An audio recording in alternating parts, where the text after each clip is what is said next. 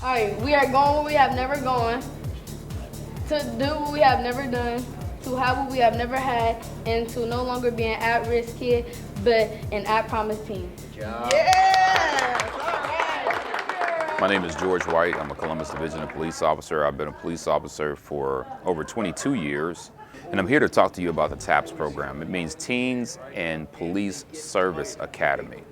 The Academy helps out teens at this crucial age in their life, builds the gap between the police department and teens.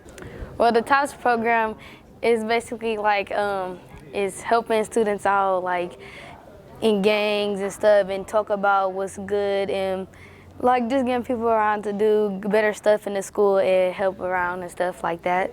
So the idea of the program is to reduce social distance between teens and the police. And in order to do that, what we do is we put the kids together with the officers in like a mentorship dyad. So it's an 11-week curriculum. What they do is go over several things like bullying, conflict resolution, safe driving. We have the K-9 unit come out, different things so they are exposed to what officers do. And then they get to think a little bit about, okay, if I'm an officer, how would I respond and behave if I'm in this situation? But the other side of that is that the officers also learn from the kids, you know, so they can take this back on the streets when they go, because many of our officers are patrol officers. So it's a really good idea getting them both together and learning from each other.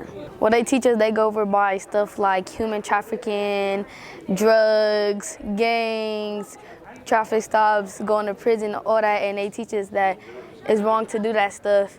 Today we learned about gangs and gang activity.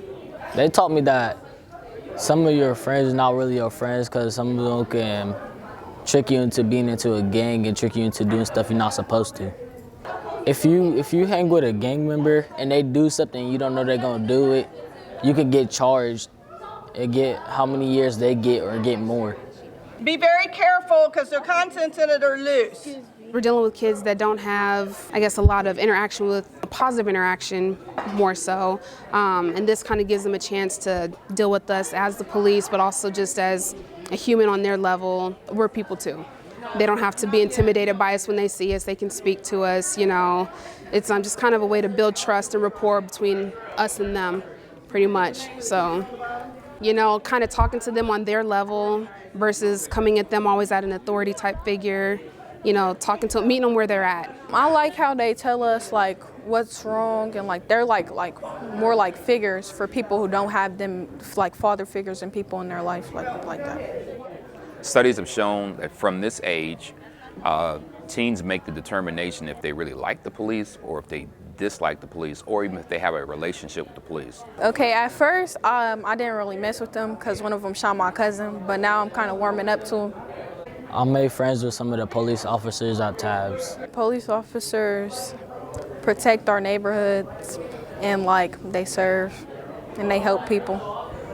First week, the kids are like, I'm not even going in this room. I don't even want to talk to all these officers. The officers are in full uniform. They're like 10 to 15 of them in there. So they're like, that's the last place that I want to be. By graduation, it's, I love my officer mentor. Can I give the speech at the graduation? Let me hug everybody. When I lift you up, you lift me up. We ascend together, things like that. So it's incredible to see that change from week 1 all the way through to week 11. It changed me by making me think that the police is better people than what I thought they were.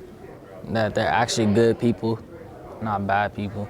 Each week there's progress. Some of them that come in don't want to have anything to do with the police, you know, have attitudes, won't speak to us, don't want to participate. And then just as we build rapport, interact with them more and more, they're a lot more willing to participate, cooperate, you know, and then even enjoy themselves in the program. So They're teaching us what's right and what's wrong to do in life.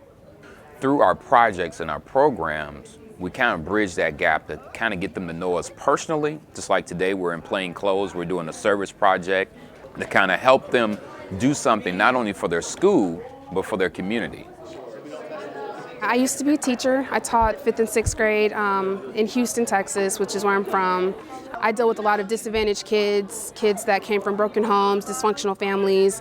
I was one of the few adults that they were able to kind of come to when they had issues, because there wasn't really people at home that they could talk to or vent and things like that. And so I helped them as far as getting like a better way to express themselves versus doing things they shouldn't be doing, making bad choices. You know, I kind of helped keep them on track and on the right path to making right decisions. And they loved me, I loved them, so it was a good job.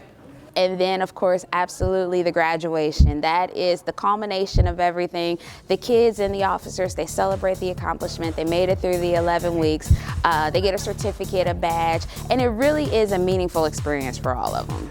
They're showing us like how to get there to the right path.